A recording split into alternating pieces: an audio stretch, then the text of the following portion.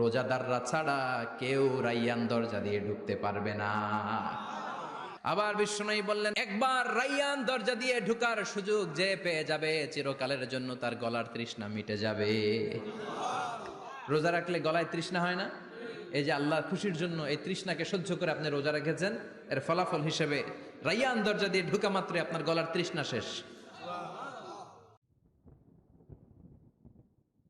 জান্নাতের ভেতরে আমরা ঢুকতে চাই। শপিং মলে যখন আমরা ঢুকতে চাই, কোন দিক দিয়ে ঢোকা লাগে? দরজা দিয়ে না, গেট দিয়ে। তো আমরাও জান্নাতের গেট দিয়েই তো ঢুকবো নাকি?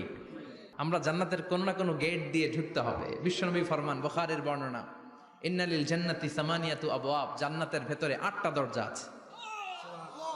কয়টা? বিশ্বনবী একবার সাহাবাদেরকে নিয়ে ওয়াজ করছেন, বলছেন, তোমাদের মধ্যে এমন একজন ব্যক্তি আছে, এই ব্যক্তি